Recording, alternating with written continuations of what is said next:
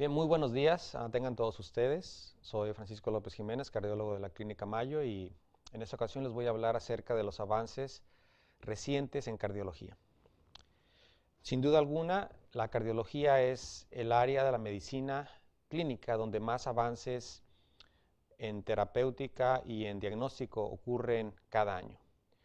Tan solo en los últimos 2 años han sucedido o han venido inventos y descubrimientos tan relevantes que han cambiado la práctica clínica, que vale la pena mencionar algunos de ellos en este resumen.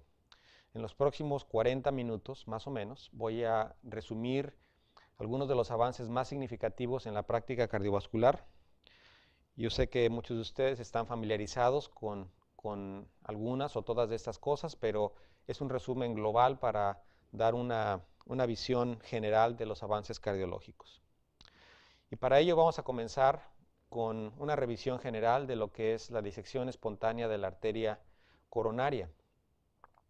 Es un problema que es mucho más común de lo que nos imaginamos.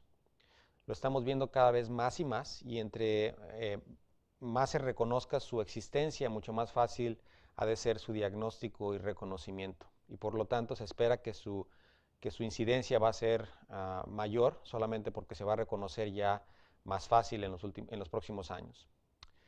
Es un problema de mujeres jóvenes, y lo más importante de recordar es que se puede escapar el diagnóstico de manera muy fácil cuando se hace la angiografía coronaria, que es un problema que no se debe a aterosclerosis coronaria.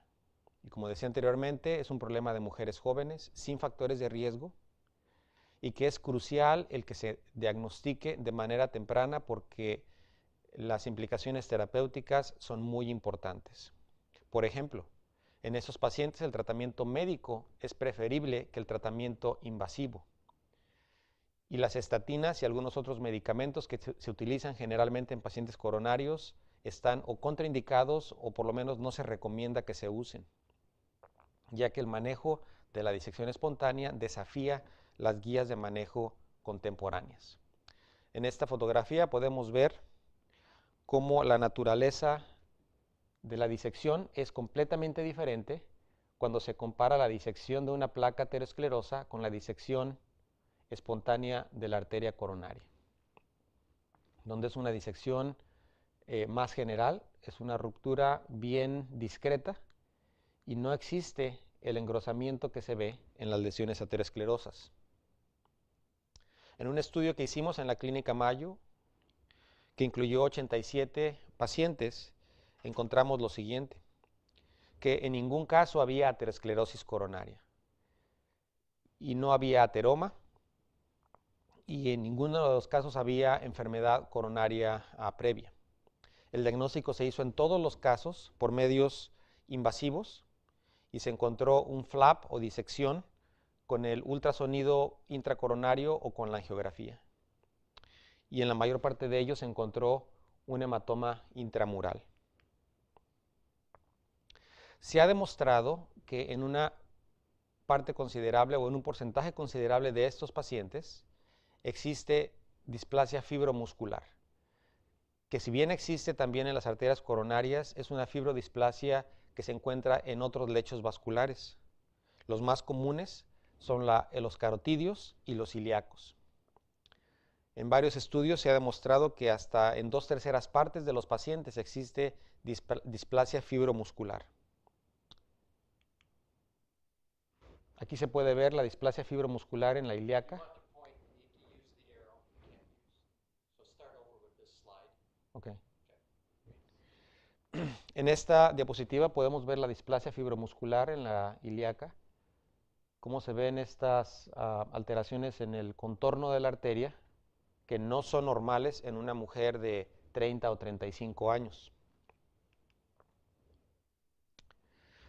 Lo más importante de recordar en pacientes con disección espontánea en la arteria coronaria es que el tratamiento es fundamentalmente médico, pues el éxito con las intervenciones percutáneas es relativamente de modesto a malo. Y aquí podemos ver cómo comparativamente el éxito en pacientes con disección espontánea es de solamente el 62%, mientras que en pacientes tratados por una revascularización percutánea por un síndrome coronario agudo es de más del 90%.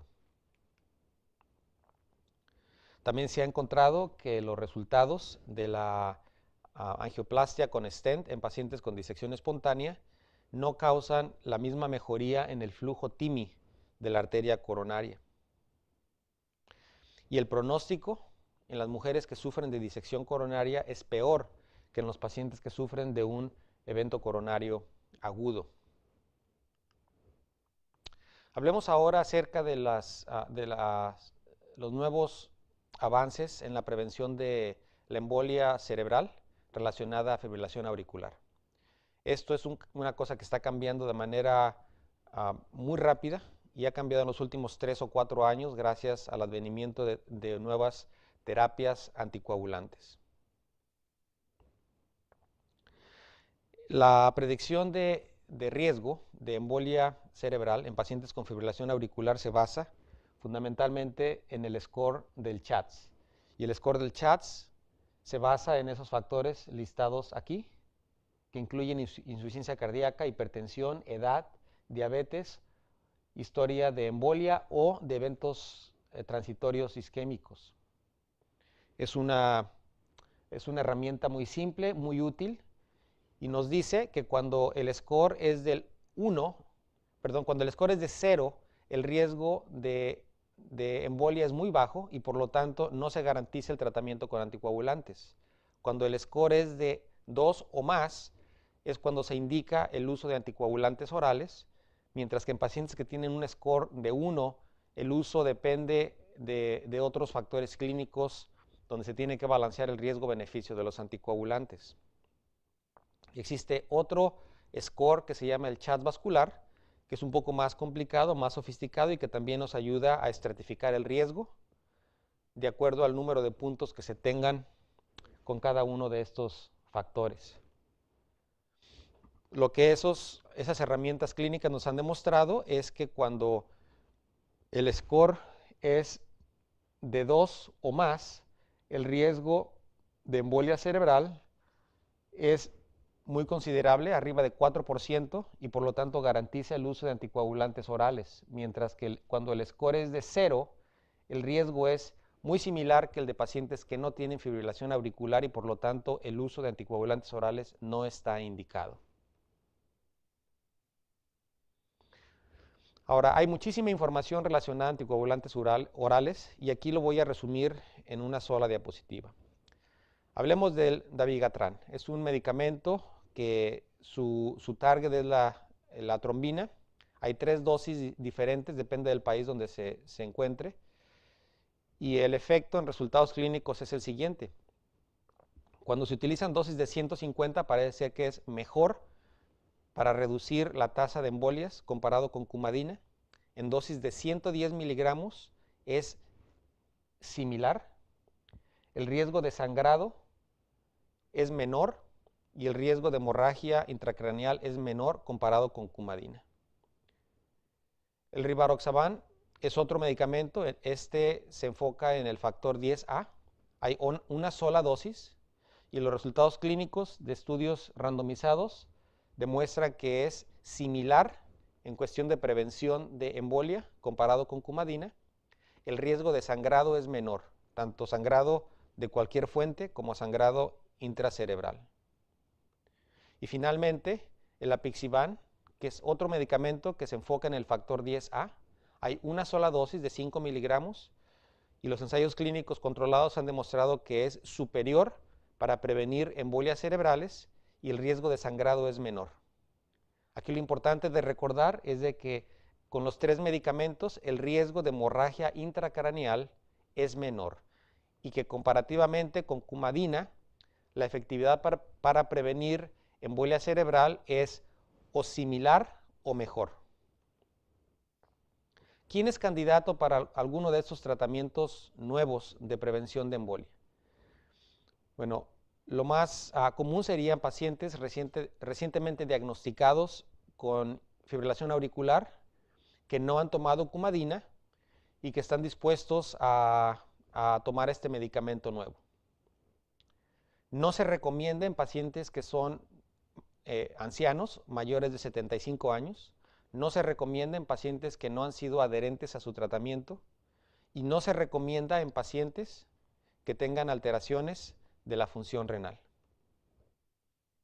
Se recomienda o se puede considerar en pacientes que tengan un INR inestable con grandes fluctuaciones a pesar de los mejores intentos de los médicos y de los pacientes de mantener el INR estable. Y es importante recordar que pacientes que están tomando donedadrón, amiodarona, verapamil o quinidina o cambian ese medicamento o no pueden recibir alguno de estos medicamentos anticoagulantes debido a la interacción. Y finalmente recordar que el hecho de que un paciente no sea adherente a la cumadina no lo hace automáticamente un candidato ideal o bueno para el uso de alguno de estos anticoagulantes orales, porque la falta de adherencia muy seguramente va a continuar con este medicamento. Pasemos ahora a los avances en cuestión de strain o de medición de tensión con el uso de ecocardiografía. El strain es un método cuantitativo para medir la contractilidad miocárdica. El strain mide 3 tipos de movimiento del miocardio: el longitudinal, el radial y el circunferencial. Se ha utilizado esta nueva técnica en muchas cosas y se ve que tiene, o parece ser que tiene un futuro muy grande en la ecocardiografía para diagnóstico y pronóstico de ciertas condiciones, como lo voy a mencionar más adelante. Casi cualquier máquina de ecocardiograma puede medir el strain. Algunas máquinas tienen softwares que son más amigables o más fáciles de manejar. Es algo que, aunque la máquina lo mide, el componente humano es muy importante, pues existe gran variabilidad en la medición y el entrenamiento tiene que ser muy exhaustivo para prevenir esa variabilidad. Fundamentalmente lo que el strain mide es que detecta un punto del miocardio, detecta otro punto del miocardio, los identifica y los sigue el movimiento de esos dos puntos para determinar a través del seguimiento de ese movimiento el porcentaje de contractilidad de esos dos puntos específicos. Es decir, que podremos saber a través de la medición de strain la contractilidad regional, independientemente de cuánto veamos que se mueva o no se mueva la pared. En esta gráfica podemos ver cómo el strain longitudinal, comparado con un paciente normal, cómo se afecta en un paciente con hipertensión, y vean cómo a más cercano al cero es mejor, como en un paciente con enfermedad coronaria de multivasos está también alterado comparado con un paciente normal, en un paciente con cardiomiopatía hipertrófica, con amiloidosis o con amiloidosis severa. Vean cómo el patrón de afectación del strain es de acuerdo a lo que esperaríamos de un punto de vista teórico o fisiopatológico en pacientes donde se esperan cambios de la contractilidad miocárdica. Lo más importante de ver aquí en esta gráfica es de que todos estos pacientes tienen una fracción de eyección normal. Entonces realmente el futuro del manejo del strain está fundamentalmente en pacientes que tienen una fracción de eyección normal y que tienen condiciones o enfermedades donde se esperan cambios o se teme que puedan sufrir de cambios de la contractilidad, y el objetivo es detectarlos a tiempo. En la Clínica Mayo tenemos una clínica de seguimiento de pacientes con cáncer que reciben quimioterapia que puede afectar el miocardio con ciertos agentes específicos, y se ha demostrado que pacientes que tienen cambios en el strain, a pesar de tener una fracción de eyección normal, son quizá los pacientes más susceptibles a sufrir de cardiomiopatía tóxica relacionada a la quimioterapia, y por lo tanto puede ser una herramienta útil para detectar a aquellos pacientes que están en riesgo elevado de desarrollar cardiomiopatía con quimioterapia. Pasemos ahora a lo que es la ecocardiografía tridimensional. En ecocardiografía sabemos que la evolución ha pasado de ser unidimensional o el modo M, bidimensional o modo D, y ahora tridimensional.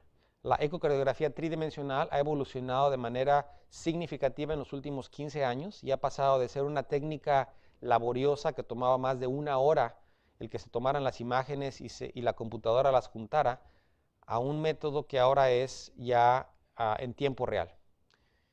Y si bien es cierto que la ecocardiografía tridimensional nos da imágenes muy bonitas, muy elegantes, muy elaboradas, es importante reconocer que su utilidad clínica en la actualidad está limitada a ciertas cosas. Es decir, para conocer la fracción de eyección, probablemente no necesitamos de un ultrasonido, una ecocardiografía tridimensional. Sin embargo, para la evaluación de las válvulas cardíacas, particularmente válvulas prostéticas, se ha demostrado un incremento en la capacidad diagnóstica en ciertas situaciones. Y las situaciones clínicas o los escenarios clínicos donde se ha encontrado una utilidad en el uso del eco tridimensional se lista en esta diapositiva. Principalmente para guiar el tratamiento transeptal. También se ha utilizado para guiar la implantación de válvula dentro de válvula, para el cierre el foramen oval patente, o para evaluar los resultados después de intervenciones percutáneas intracardíacas. Aquí tenemos un caso de un paciente que tiene una prótesis mitral, que tenía cierto grado de insuficiencia mitral y que utilizando las fórmulas clásicas para calcular el grado de estenosis mitral, mostraba que la estenosis era solamente leve o moderada y se atribuía clínicamente y ecocardiográficamente utilizando Doppler que era solamente una estenosis leve o máximo moderada. Sin embargo, el eco tridimensional demostró que el paciente tenía una estenosis significativa de la válvula prostética. Hablemos ahora acerca de la reparación percutánea de fugas periprostéticas, y la pregunta es si estamos realmente en el tiempo ya ideal para que se hagan ese tipo de intervenciones. Se ha demostrado que cerca del 15% de las válvulas prostéticas tienen cierto grado de hemólisis que puede ser clínicamente significativa y que requieran de transfusiones constantes. Algunos pacientes pueden tener insuficiencia cardíaca, aunque eso es mucho menos frecuente, pero la pregunta es, ¿qué hacer en un paciente que tiene una fuga periprostética, que es lo suficientemente significativa para causar hemólisis, pero no está causando insuficiencia cardíaca? Entonces la pregunta es si eso justifica que se haga otra cirugía de corazón abierto para reparar un orificio de unos 4 o 5 milímetros. En esa circunstancia, el tratamiento percutáneo es muy atractivo. Aquí tenemos un paciente con una válvula mitral prostética que tiene una fuga periprostética con un grado considerable de regurgitación. Y lo vemos tanto con el Doppler de color, como lo vemos aquí en el eco tridimensional, el orificio que está a la altura de las 12. Este paciente fue referido para una reparación percutánea, la que le hicieron los cardiólogos intervencionistas con el uso de catéteres sofisticados, que algunos de ustedes están completamente familiarizados con ellos. No solamente es un catéter, sino que utilizan el catéter que va a ser el cruce transeptal con la guía, una guía extra de soporte, y la otra guía que es la que va a ser con la que se ponga el aparato de oclusión. Y aquí podemos ver cómo el aparato ya se instaló. Es un aparato muy similar que los aparatos para oclusión de defectos interatriales y que dan resultados excelentes. Estos aparatos son muy similares a los utilizados para la oclusión de defectos atriales, pero no son los mismos. Y algunos están hechos de tal manera que pueden tapar hoyos que son excéntricos, como en este caso, donde el hoyo era largo, no era solamente circular. Entonces, en estos casos se puede utilizar un solo aparato oclusor o se pueden utilizar dos aparatos oclusores pequeños. El resultado clínico en la Clínica Mayo en los últimos 115 pacientes ha sido excelente. En prácticamente todos ellos se ha logrado controlar, por lo menos de manera parcial, el grado de regurgitación, y en el 77% de los casos la regurgitación residual fue o ninguna o mínima después de la intervención. Las complicaciones suceden en aproximadamente 8% de los pacientes y usualmente se relaciona a sangrados en la zona de la punción. Lo importante de recordar aquí es que las prótesis que tienen regurgitación o fuga perivalvular pueden causar problemas clínicos muy importantes a pesar de que no tengan insuficiencia cardíaca o falla hemodinámica, que es posible que se haga la reparación percutánea, aunque hay una curva de aprendizaje muy prolongada, pues se requiere que se haga este procedimiento por lo menos una vez cada semana o algo así para tener un grado de experiencia lo suficientemente aceptable para que los resultados sean buenos, y que la regurgitación residual es lo que determina el resultado final. Hablemos ahora acerca de cardiomiopatía hipertrófica. Es un problema que no es común, pero cuando se presenta es un problema de manejo con diferentes grados de complejidad. Lo que hemos aprendido todos en nuestro entrenamiento cardiovascular es que el objetivo número 1 en el tratamiento de esos pacientes es el aliviar la obstrucción. En esta serie de 5.200 pacientes de la Clínica Mayo, que es los que se han visto en la Clínica Mayo en los últimos 20 años, en la Clínica Mayo se ven aproximadamente de 400 a 500 pacientes con cardiomiopatía hipertrófica cada año. Y bueno, hay cierto sesgo, pues hay 4 autores de las guías de manejo de la American Heart Association, de las guías de manejo para cardiomiopatía hipertrófica. 4 autores son de la clínica, entonces de cierta manera hay ese sesgo para que los pacientes sean referidos. Bueno, en el estudio que se hizo de la experiencia de la Clínica Mayo se encontró que el pronóstico es en general bueno, que a pesar que es una enfermedad que en algunos casos es muy seria, muy grave, el pronóstico en general es bueno. La frecuencia de muerte súbita o muerte por arritmias malignas es de aproximadamente 1% al año, y que las familias tienen que ser sometidas a estudios de tamizaje para estar seguros que no hay otros miembros de la familia que están afectados por la cardiomiopatía hipertrófica. Los pacientes tienen que también estar informados de que los medicamentos serán la piedra angular para manejar los síntomas.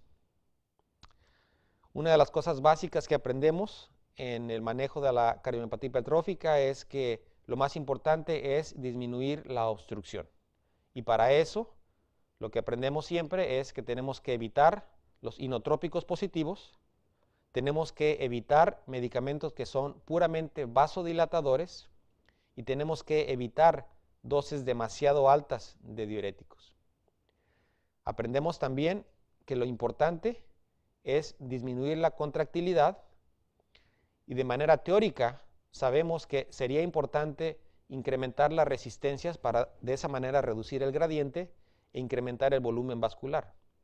En la práctica, realmente, el enfoque terapéutico se basa en disminuir la contractilidad. ¿Y cómo hacemos eso? Lo hacemos con el uso de beta bloqueadores, de inhibidores de calcio y de uso como de la disopiramida. Sin embargo, un porcentaje considerable de pacientes con cardiomiopatía hipertrófica obstructiva continúan con los síntomas a pesar del mejor manejo médico. Y es en esos pacientes donde el tratamiento invasivo para reducir la obstrucción está indicado. Entonces, pacientes que tienen obstrucción significativa del tracto de salida del ventrículo izquierdo, que tienen síntomas durante el ejercicio que son significativos y que les afectan la calidad de vida, y que esos síntomas persisten a pesar del mejor tratamiento médico, son los mejores candidatos para que se les haga tratamiento invasivo de la obstrucción. El tratamiento se basa en dos opciones. Uno es la miectomía o la miotomía, y es un tratamiento que es una cirugía donde se le va a cortar parte del septum. En manos muy experimentadas, la mortalidad es muy baja, de menos del 1%, que es la estadística de la clínica. El gradiente se puede reducir en un promedio de 67 milímetros de mercurio a menos de 5 milímetros de mercurio en promedio. Esa es prácticamente se resuelve, no se reduce, sino que se resuelve la obstrucción. Y los pacientes de estar significativamente sintomáticos, es decir, en una clase funcional 3 o 4, el 94% terminan en una clase funcional 1 o 2, el 94%. ¿Y qué efecto tiene esto en la sobrevida? Estudios observacionales han demostrado que los pacientes que tienen obstrucción significativa tienen una tasa de mortalidad muy alta comparado con lo que sería su supervivencia en controles sin obstrucción. Vean la diferencia en su grado de supervivencia. Sin embargo, en pacientes que se someten a la cirugía de reducción de obstrucción, vean cómo la sobrevida es prácticamente similar a la esperable que en sujetos sin cardiomiopatía hipertrófica de la misma edad y sexo. Entonces, si bien es cierto que no son estudios randomizados, por lo menos la evidencia que tenemos, que es observacional, nos enseña que el beneficio en sobrevida puede ser muy significativo. ¿Y cuál es el efecto de la miotomía en descargas por el desfibrilador? En esta gráfica podemos ver cómo los pacientes que se someten a la miotomía tienen una tasa de descargas del desfibrilador muy baja, de 0.24% anual, que quizás sea la misma tasa que tengan personas de la misma edad y sexo. Sin embargo, en pacientes que no tienen la miotomía, la tasa es de cerca del 4% al año, que es muy significativo. Entonces, es muy posible que la reducción de la obstrucción también reduzca el número de descargas que tengan del desfibrilador. Ahora, si el paciente no tiene un desfibrilador, es muy posible que cuando hablamos de descargas hablamos de una arritmia maligna que solo necesita una de ellas para morir. Ahora, el otro tratamiento invasivo para reducir la obstrucción es la ablación con alcohol a través de un catéter percutáneo. La ablación con alcohol percutánea ha demostrado cierto beneficio en pacientes con cardiomiopatía hipertrófica.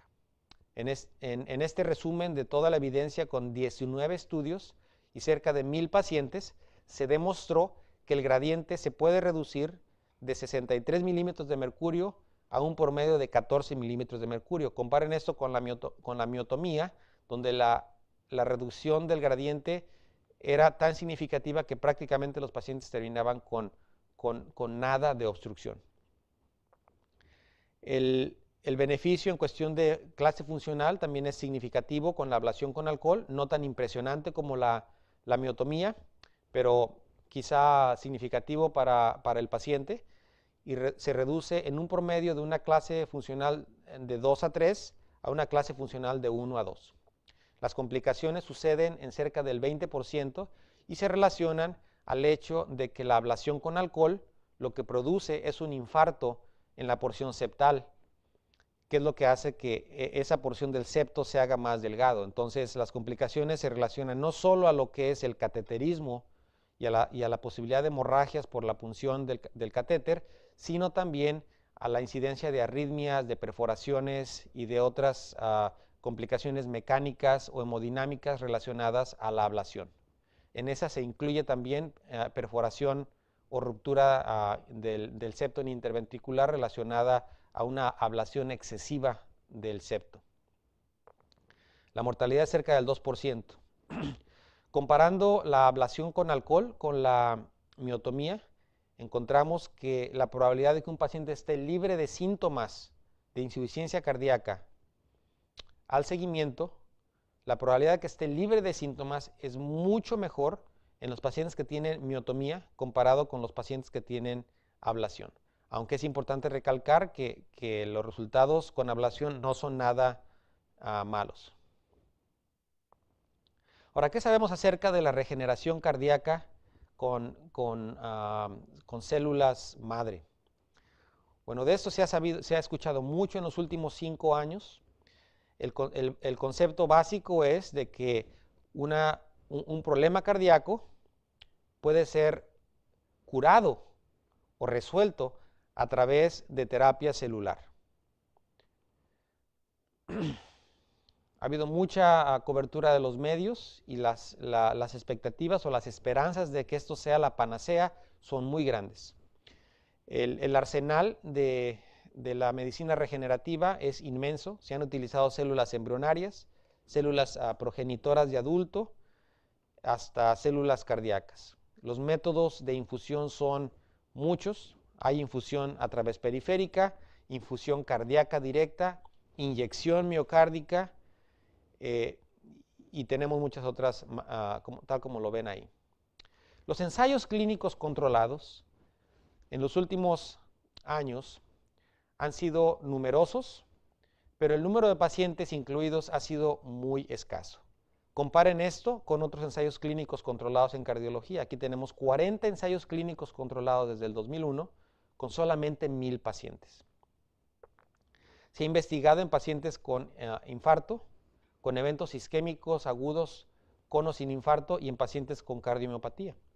Y en resumen, lo que los ensayos clínicos han demostrado es, número uno, que prácticamente todo lo que sabemos acerca de terapia de regeneración se basa en células de médula ósea, que es un procedimiento seguro y logísticamente posible, pero que el beneficio clínico es posiblemente modesto.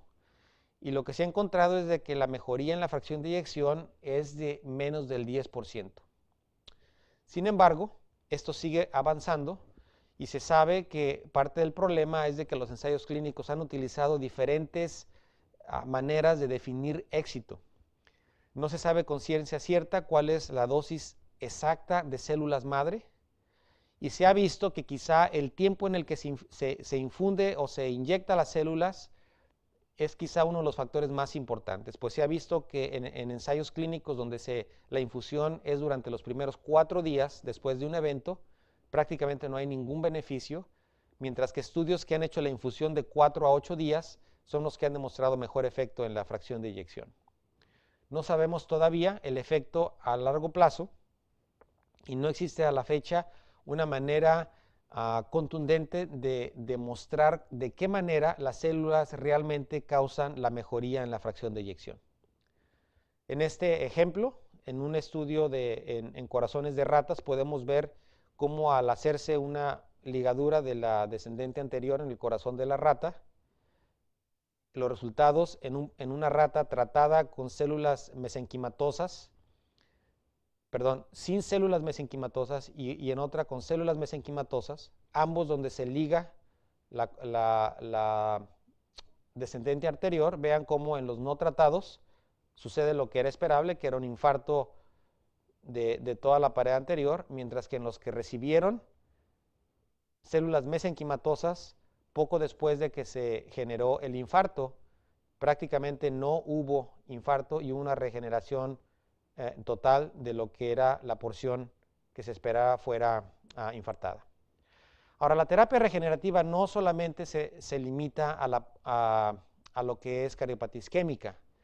Se está estudiando también la regeneración de válvulas. Y aquí tenemos una manera muy esquemática qué es lo que sucede en la regeneración de válvulas. En esto la Clínica Mayo está siendo pionera en el desarrollo de válvulas a través de ingeniería de tejidos. En este proceso se obtienen las válvulas, que pueden ser de puerco o de cochino. La válvula se diseca, se le quitan prácticamente todas las células con un proceso complejo y después se le inyectan las células en lo que es la matriz acelular, y a través de un proceso complejo con un reactor y con un impresor tridimensional un bioimpresor tridimensional, se están obteniendo resultados impresionantes en la generación de válvulas artificiales utilizando las células del propio paciente. En resumen, la terapia regenerativa, que se basa fundamentalmente en el principio de reparar, no solamente es en base a regeneración, sino que también abarca el concepto de rejuvenecimiento, el concepto de reemplazo de tejido y el concepto de regeneración de tejido. Y aunque realmente estamos apenas en el inicio de esto, esperamos que en los próximos 5 o 10 años esto va a cambiar radicalmente la manera en que hacemos muchas cosas en cardiología. Ahora hablemos de algo que se ha desarrollado en los últimos 2 años, que es la denervación simpática renal. Se consideró uno de los avances más significativos del año pasado en diferentes medios informativos, y se basa en un concepto relativamente simple, y el concepto es que los nervios simpáticos renales pasan muy cerca de la adventicia, como lo podemos ver aquí. Pasan lo suficientemente cerca como para que puedan ser modificados a través de tratamiento percutáneo. Y aquí podemos ver en este video cómo a través de un catéter percutáneo, utilizando ablación con radiofrecuencia, se puede prácticamente bloquear los nervios simpáticos que van a los riñones. Es un procedimiento que aunque se ve aquí simple, requiere un entrenamiento importante y que requiere de la experiencia suficiente como para que se pueda hacer la ablación completa, que se evite el daño de la arteria. Y aquí tenemos los resultados preliminares que se reportaron hace un par de años de la denervación simpática renal. En este ensayo clínico se estudiaron pacientes con hipertensión resistente a tratamiento. Los pacientes tenían que estar en por lo menos 3 medicamentos antihipertensivos y a pesar de ello no tener un control adecuado de la hipertensión. Ese era el requisito para entrar en este ensayo clínico. Y aquí se comparan los pacientes a través del tiempo de 1 mes hasta 2 años y vemos el cambio en la tensión sistólica y diastólica con la denervación. Y vean cómo desde el primer mes la reducción en la presión sistólica y diastólica fue estadísticamente significativa, y lo más importante es que se mantuvo a través del tiempo. Y aunque en esta gráfica no se muestra el cambio de la presión arterial en pacientes tratados con medicamentos o los controles, en aquellos pacientes el cambio de la tensión arterial fue mínimo, pues les recuerdo que eran pacientes que ya estaban tomando 3 medicamentos y entonces el manejo de ellos médico no mostró cambios significativos. Entonces se pudo demostrar que en esos pacientes con hipertensión arterial resistente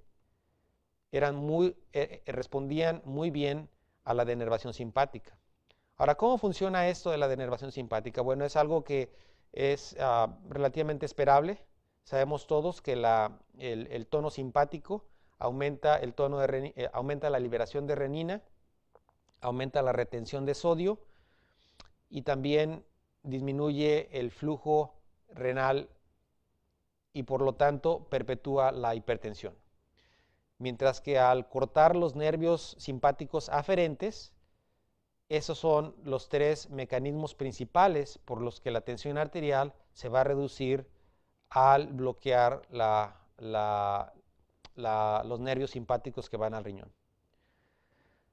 Hay estudios pequeños pero interesantes donde han demostrado que este tratamiento muy probablemente reduce la hipertrofia ventricular. Hay algunos estudios que demuestran que muy probablemente se reduzca el número de episodios de fibrilación auricular y de fibrilación ventricular. Otros estudios sugieren que el potencial de ese tratamiento va a ir más allá de la hipertensión y que seguramente se va a extender a otras condiciones como apnea del sueño o resistencia a la insulina y aún a insuficiencia cardíaca. Y en este estudio muy interesante vean cómo la denervación simpática hizo que el número de pacientes que reunían criterios diagnósticos para diabetes o para intolerancia a la glucosa, en los colores verde y naranja, se disminuyeron después de la denervación, mientras que en los controles el número de pacientes diabéticos de pacientes diabéticos o intolerantes a glucosa aumentó en el mismo lapso de tiempo. Entonces parece ser que el potencial va más allá que en el manejo de la tensión arterial. Entonces, en resumen, la denervación simpática renal realmente se está utilizando ahora solamente en hipertensión arterial resistente. Es muy seguro que el siguiente paso va a ser el manejo en pacientes que, aunque no tengan hipertensión arterial resistente, sean intolerantes a medicamentos, o pacientes que de plano no quieren tomar los medicamentos. Y después de eso, lo más probable es que el tratamiento vaya a pasar a pacientes, o se vaya a incluir pacientes que tengan hipertensión arterial que no sea tan severa, y quizá se va a extender al manejo de intolerancia a la glucosa, insuficiencia cardíaca, apnea del sueño y otras cosas. Entonces es importante mantenernos al tanto de eso porque va a haber muchos cambios en los próximos 5 años seguramente. Déjenme hablar ahora acerca de lo que es la implantación subcutánea del desfibrilador. Bueno, el desfibrilador es un tratamiento que ha demostrado que salva vidas, es un tratamiento efectivo y eficiente para prevenir muerte súbita, pero tiene el inconveniente que es, número 1, muy caro, número 2, que es un tratamiento que también tiene ciertas complicaciones y que a la larga el tener el catéter en el ventrículo derecho y que requiere el cambio del catéter, etcétera, etcétera, genera complicaciones en cierto número de pacientes que incluyen endocarditis, infección del catéter, perforaciones, etcétera. Entonces, con eso en mente, en los últimos 12 meses, algunos investigadores, incluyendo investigadores de la Mayo, han desarrollado y han probado la eficacia de un desfibrilador subcutáneo. Ese desfibrilador tiene la peculiaridad que el desfibrilador se implanta de manera subcutánea igual que el desfibrilador tradicional, pero aquí los electrodos que desfibrilan también son subcutáneos. Y la manera más fácil de mostrarlo es a través de este video, donde nos muestra de manera gráfica cómo funciona. Entonces, la implantación de lo que es el generador es muy similar que la implantación del generador de un desfibrilador tradicional. Sin embargo, a diferencia del desfibrilador tradicional, aquí vean cómo lo que son los cables o los electrodos desfibrilantes van a ser también subcutáneos y se implantan de tal manera que generan el campo eléctrico que sea efectivo para desfibrilar al paciente.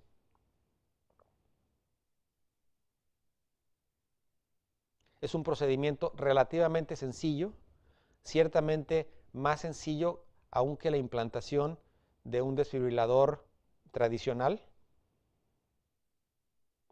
Y los resultados clínicos han sido muy halagadores.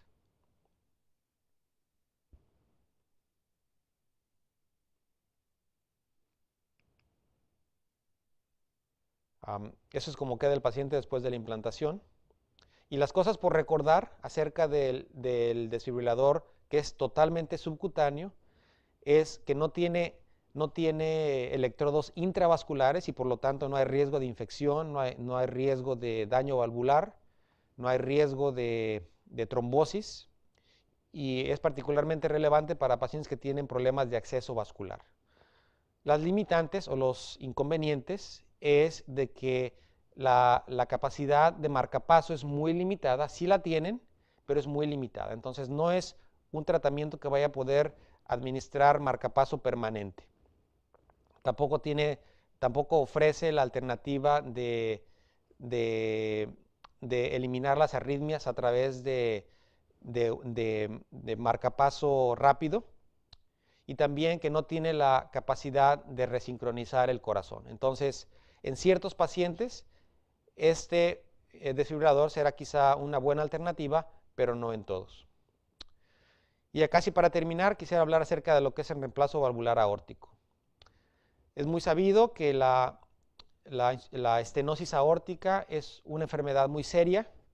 El pronóstico de los pacientes que tienen estenosis aórtica severa o grave es muy malo cuando no se operan. Es decir, pacientes que no se les reemplaza la válvula y que tienen estenosis aórtica severa, su pronóstico es muy malo y más de la mitad mueren al cabo de 4 o 5 años, comparado con los pacientes que sí se someten a reemplazo valvular, donde la mortalidad es muy diferente. En los últimos años se ha desarrollado la válvula transcutánea y hay varias válvulas ya en el mercado, en el mundo. En los Estados Unidos solamente se utiliza una y es una válvula que usualmente se compone de dos componentes, de la parte metálica o lo que es el esqueleto de la válvula y lo que es la válvula en sí misma. Esta es una fotografía de una válvula que desarrolló un servidor, una válvula que va a salir al mercado quizá en los próximos 2 años, una válvula con un perfil hemodinámico muy significativo, muy importante o muy favorable porque se puede introducir con un catéter de 14, de French 14. Ahora, ¿cuáles son los resultados con las válvulas percutáneas? Bueno, en este estudio, que fue el partner de la cohorte, se encontró que los pacientes que tenían estenosis aórtica grave, que se les había considerado ser no candidatos o eran candidatos muy pobres para la cirugía, o de plano que se decidió que no se les hacía cirugía de reemplazo porque su pronóstico o su riesgo quirúrgico era demasiado alto, en esos pacientes, en algunos de ellos, se les implantó la válvula percutánea. Y vean cómo la mortalidad en aquellos pacientes que se les implantó la válvula, es decir, con la línea azul, fue mucho menor que la mortalidad en pacientes que no se les implantó la válvula. Ahora, ¿qué significativo es esto? Lo único que les puedo decir es de que hay muy pocas situaciones en medicina y hay muy pocas circunstancias en cardiología donde se haya demostrado una diferencia tan radical y tan favorable comparando la mortalidad de dos grupos. Aquí tenemos una diferencia en mortalidad absoluta de cerca del 25%, que fue casi una reducción de riesgo del 50% de mortalidad. Les digo otra vez, hay muy pocas intervenciones médicas que hayan demostrado una reducción de la mortalidad tan significativa como lo ha demostrado la válvula percutánea, particularmente en estos casos donde de otra manera no se hubieran operado. Ahora, ¿cómo se compara la válvula percutánea con la cirugía de corazón abierto? Bueno, en el otro estudio partner se encontró que el resultado clínico, y en esta gráfica lo que se ve es la mortalidad cardiovascular, vean cómo la mortalidad es muy similar en pacientes que recibieron la válvula percutánea comparada con los pacientes que se les hizo cirugía de corazón abierto. Una mortalidad muy similar con una P que no fue significativa, es decir, que fue equivalencia en el tratamiento, sugiriendo que el beneficio clínico con el reemplazo valvular percutáneo es prácticamente el mismo que el que se recibe con un reemplazo valvular quirúrgico. Aquí tenemos un video donde se puede ver el implante de la válvula percutánea. Aquí se infla el balón, se se implanta la válvula. Y aquí tenemos el aortograma para mostrar la competencia valvular. No se ve prácticamente nada de insuficiencia valvular. ¿Y qué sucede con el gradiente? Bueno, aquí vemos cómo el gradiente de la válvula aórtica es mínimo, lo que nos confirma que el perfil hemodinámico de las válvulas percutáneas es excelente. Las válvulas se pueden instalar ya sea transfemoral o transapical. Solamente para recalcar que el implante puede ser utilizando dos vías de acceso. Y en conclusión, el reemplazo valvular aórtico percutáneo es superior que el tratamiento médico en pacientes inoperables para insuficiencia cardíaca, para estenosis aórtica grave. También que el reemplazo valvular tiene un perfil favorable en pacientes con alto riesgo de muerte. Se sabe también que el riesgo de embolia en pacientes que reciben el reemplazo valvular percutáneo es ligeramente más alto que en los pacientes que tienen el reemplazo valvular de manera quirúrgica. Sin embargo, estudios de costo-efectividad han demostrado que el reemplazo percutáneo es costo efectivo comparado con la operación a corazón abierto. Y ese es el resumen de todo lo que quería mencionarles y muchísimas gracias. Solamente una lista de los servicios clínicos que tenemos en la división cardiovascular. Es una división muy grande con 140 cardiólogos, con clínicas de súper especializadas. Si bien también se hace cardiología general, prácticamente todos los cardiólogos se enfocan a algún área bien específica que va desde la clínica de cardiomiopatía hipertrófica, insuficiencia cardíaca, la clínica valvular, la clínica de prevención, la clínica de hipertensión pulmonar, la clínica de dolor de pecho, la clínica de corazón de mujer y la clínica de congénitos adultos, de ortopatías y la clínica de cardiología oncológica. Y finalmente una invitación para el curso del año que entra en Miami, de una revisión general de cardiología con un enfoque en prevención. Y si tienen algunas preguntas o comentarios, son bienvenidos. El correo está ahí, lopez@mayo.edu. Muchísimas gracias.